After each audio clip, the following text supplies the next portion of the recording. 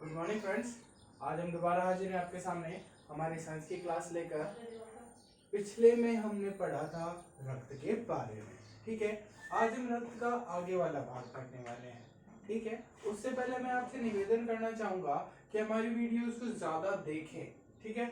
Share करें, हमारे channel को सब्सक्राइब करें और वीडियोस पे पसंद आने पर लाइक जरूर करें, ठीक है फ्रेंड्स। आज हम हमारे रक्त का अगला भाग पढ़ने वाले हैं। रक्त का हमने पिछला भाग पढ़ चुके हैं, ठीक है। इससे पहले वाली वीडियो को जरूर देखें, उससे आपको और अच्छे से समझ में आएगा।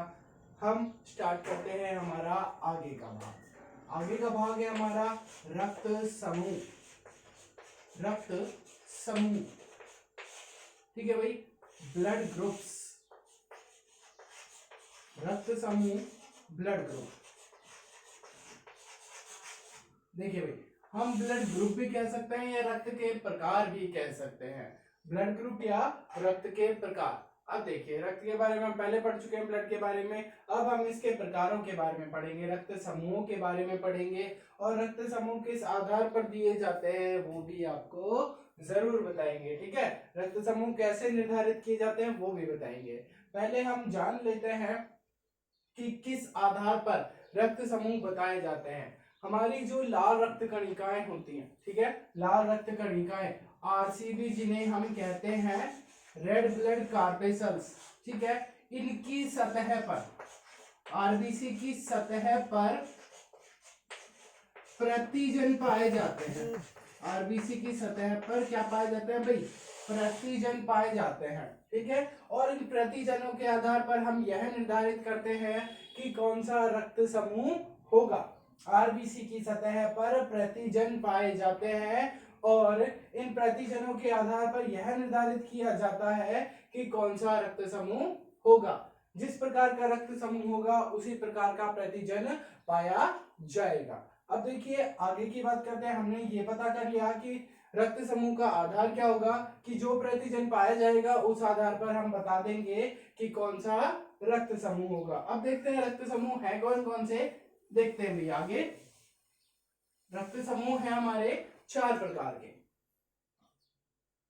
चार प्रकार के होते हैं, ठीक है। जो हमारे ब्लड ग्रुप हैं, जो हमारे ब्लड ग्रुप हैं वो कितने हैं भाई? चार प्रकार के होते हैं। कौन कौन से होते हैं चार प्रकार के, देखते हैं। हमारा फर्स्ट होता है ए रक्त समूह, ए रक्त समूह।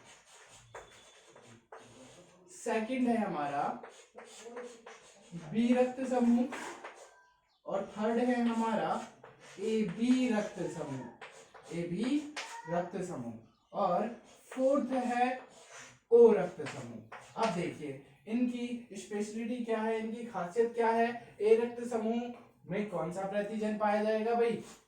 ए प्रतिजन पाया जाएगा, ए एंटीजन पाया जाएगा। ए रक्त समूह में ए एंटीजन, बी रक्त समूह में कौन सा भाई? बी प्रतिजन पाया जाएगा।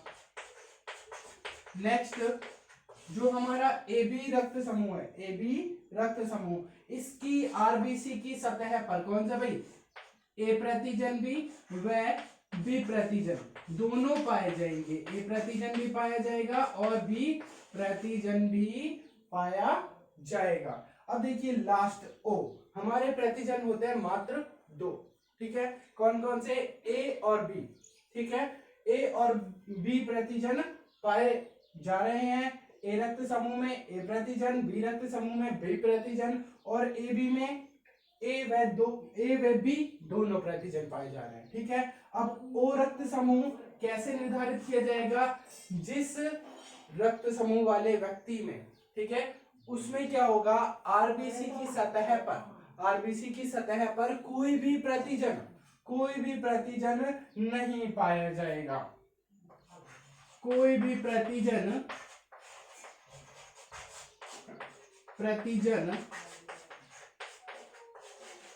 उपस्थित नहीं होगा भाई, उपस्थित नहीं होगा। आरबीसी की सतह पर कोई भी प्रतिजन उपस्थित नहीं होगा, ये बात याद रखिएगा।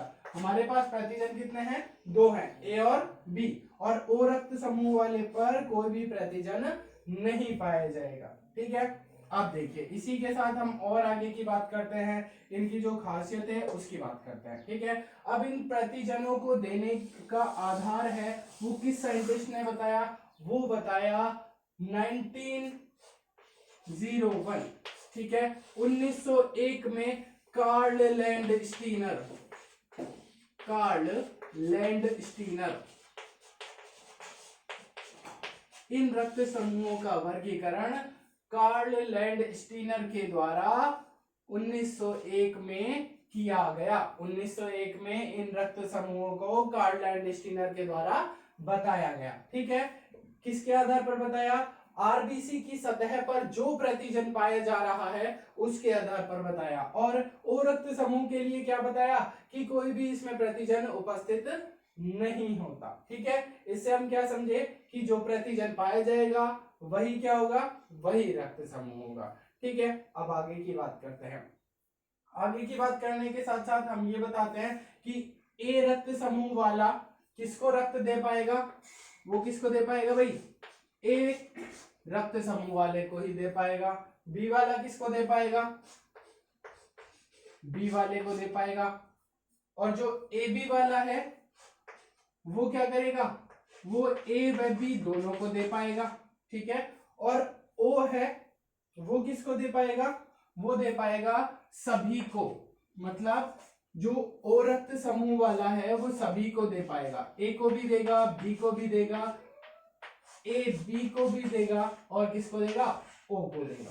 ठीक है, ये सभी को दे पाता है। ठीक है, ये सभी को दे पाता है, इसलिए इसे क्या कहते हैं, सर्वदाता, यूनिवर्सल डोनर। ठीक है भाई, सर्वदाता कहते हैं किसे, ओ रक्त समूह को क्या कहते हैं, सर्वदाता, यूनिवर्सल डोनर। और अब आगे की बात, जो ए बी हमारा रक्त समूह है, ए बी रक्त समूह, ए बी रक्त समूह सभी से ग्रहण कर सकता है। देखिए भाई, इसमें ए प्रतिजन है तो ए वाले से भी ग्रहण कर लेगा, बी प्रतिजन है तो बी वाले से भी ग्रहण कर लेगा, ए बी तो ये खुद है तो ए बी से भी ग्रहण कर लेगा, ए बी से भी ग्रहण कर लेगा, और ओ सभी को दे पाता है तो ए बी को भी देगा। तो ये क्या हो जाएगा भाई, ये हो जाएगा सार्वत्रिक ग्राही। क्या कहलाएगा भाई, सार्वत्रिक ग्राही। ठीक है, ये सभी से ले पाता है और ओ सभी को दे पाता है, इसलिए इसे सर्वदाता, यूनिवर्सल डोनर, और ए बी सभी से ले पाता है, इसलिए इसे क्या कहते हैं, इसलिए इसे कहते हैं सार्वत्रिक ग्राही, जो सभी से ग्रहण कर लेगा। अब करते हैं थोड़ी प्रतिरक्षियों की बात। ठीक है, अब प्रतिरक्षियों की बात करने के साथ साथ प्रतिजन की हमने बात कर ली, अब प्रतिरक्षियों की बात करते हैं, साथ साथ नोट करते रहिए। ठीक है, अब देखिए प्रतिरक्षियों की बात करते हैं। अब हम आगे देखिए, ए रक्त समूह में कौन सी प्रतिरक्षी पाई जाएगी, बी रक्त समूह में कौन सी प्रतिरक्षी पाई जाएगी। देखिए इसमें कौन सी पाई जाएगी, एंटी, इसमें पाई जाएगी भाई एंटी। देखिए पहले तो ये समझ लीजिए कि 1901 में कार्ल लैंडस्टीनर के द्वारा ये रक्त समूह विभाजित किए गए। कौन कौन से रक्त समूह विभाजित किए गए, ए रक्त समूह, बी रक्त समूह, ए बी रक्त समूह, ठीक है, और ओ रक्त समूह, और प्रतिजनों के आधार पर हम समझ ही चुके हैं। तो देखिए ए रक्त समूह में कौन सी पाई जा रही है भाई, कौन सी पाई जाएगी, बी, एंटी बी। ठीक है, और नेक्स्ट बी में कौन सी पाई जाएगी, एंटी ए। ठीक है, एंटी ए पाई जाएगी, और ए बी में कौन सी पाई जाएगी भाई, ए बी में anti B, sorry anti A व एंटी बी दोनों ही क्या होंगी, अनुपस्थित होंगी। कैसी होंगी, दोनों ही अनुपस्थित होंगी, कोई सी भी नहीं पाई जाएगी भाई। ठीक है, दोनों ही अनुपस्थित होंगी। और ओ जो हमारा है उसमें कौन सी पाई जाएगी भाई, उसमें ए व बी। ठीक है, एंटी ए व एंटी बी दोनों उपस्थित होंगी। तो हम ये कह सकते हैं कि जो ए बी रक्त समूह है उसमें कोई भी प्रतिरक्षी उपस्थित नहीं होती, ठीक है। और जो ओ रक्त समूह है उसमें दोनों प्रकार की प्रतिरक्षी उपस्थित होती है, ठीक है। तो यहां से हम एक चीज समझ गए क्या, कि ए में एंटी बी पाई जाएगी, बी में एंटी ए बी में कोई नहीं, और ओ में सारे प्रकार की। कहने का मतलब जो दोनों प्रकार है हमारे पास वो दोनों प्रकार की पाई जाएंगी। अब हमने यहाँ तक रक्त समूह के बारे में बात की, अब हम आगे बात करने वाले हैं एक अन्य प्रतिजन के बारे में, ठीक है भाई। अन्य प्रतिजन बड़ा इंपॉर्टेंट है, वो आता भी है एग्जाम्स में, कई बार पूछ लिया जाता है, ठीक है। उस प्रतिजन के बारे में बात करते हैं। उससे पहले हम आपको उसका नाम बताते हैं। उसका नाम है भाई RH कारक। RH फैक्टर बोलते हैं ह्यूमंस में, RH कारक, ठीक है। RH कारक भी कहां पर, आरबीसी की सतह पर, आरबीसी की सतह पर पाया जाता है। ये प्रतिजन के रूप में ही होता है, आरबीसी की सतह पर उपस्थित होता है, ठीक है, प्रतिजन के रूप में RH कारक, ठीक है भाई। RH कारक सर्वप्रथम, RH कारक है, RH कारक सर्वप्रथम मकाकारीसस, मकाकारीसस, ध्यान रखिएगा भाई, ये बंदर का नाम है मकाकारीसस नामक बंदर की एक प्रजाति, बंदर की एक प्रजाति में पाया गया, प्रजाति में पाया गया,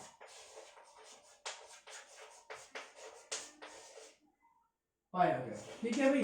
ये जो RH फैक्टर है, RH कारक है, ये मकाकारीसस नामक बंदर की प्रजाति में पाया गया, ठीक है। और कहां पाया जाता है भाई, आरबीसी की सतह पर पाया जाता है। और हम इसे क्या कह सकते हैं, एक अन्य प्रतिजन भी कह सकते हैं, क्योंकि ये प्रतिजन के रूप में ही उपस्थित होता है। RH प्रतिजन भी कहा जाता है भी इसको, RH प्रतिजन, RH कारक कहा जाता है ह्यूमंस में, मानवों में, ठीक है।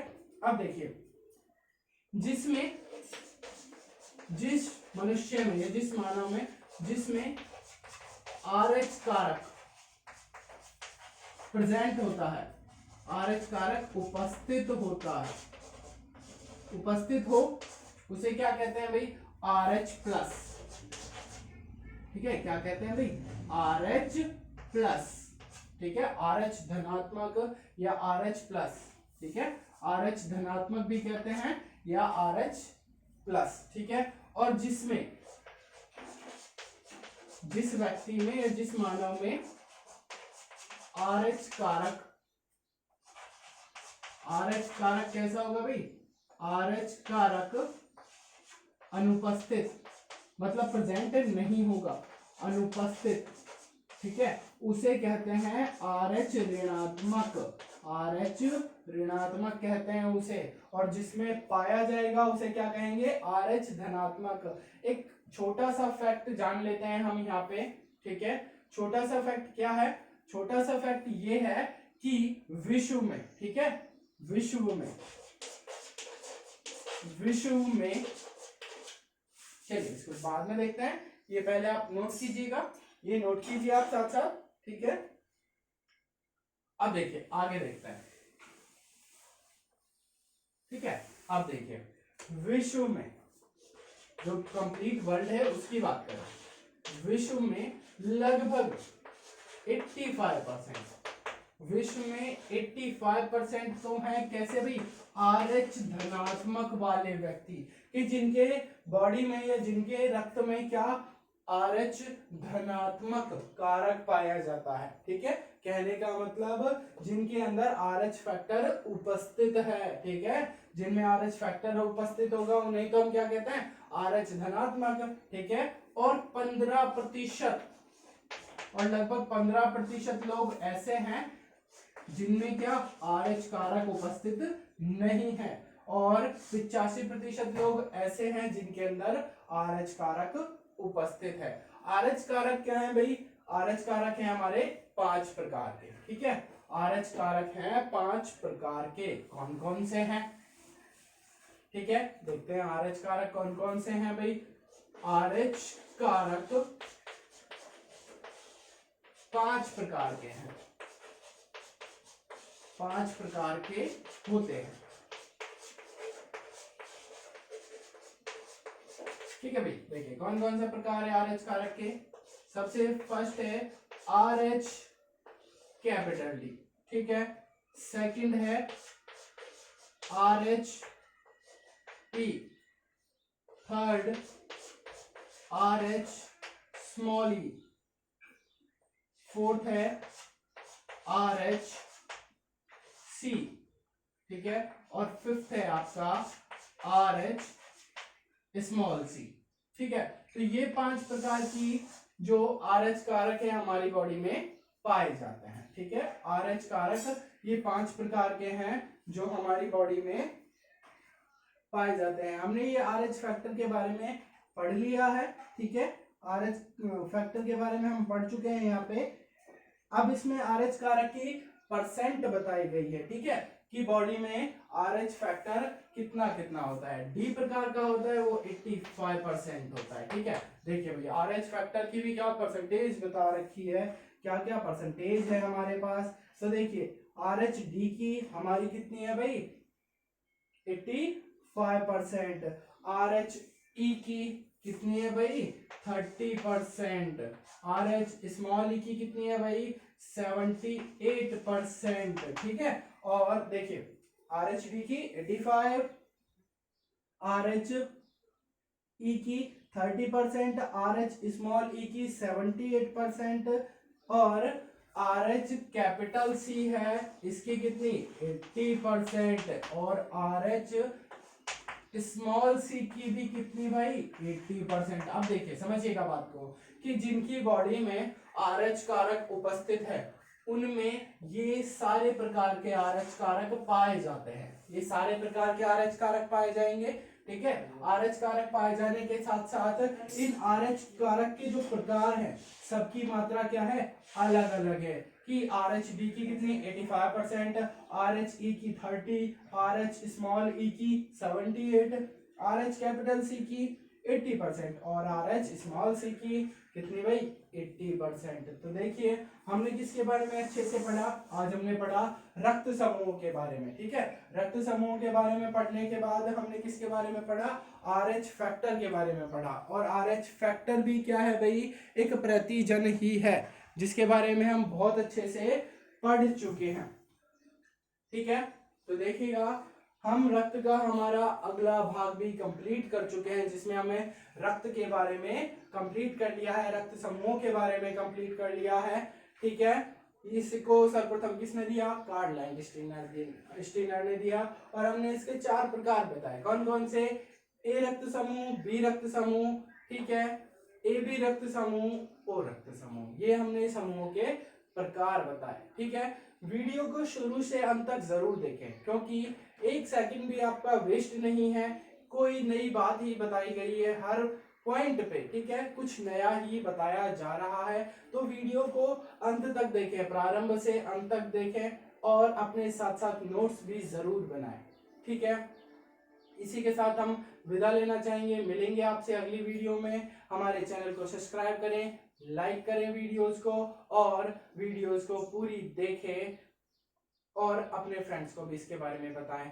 धन्यवाद। नोट कीजिएगा भाई साथ साथ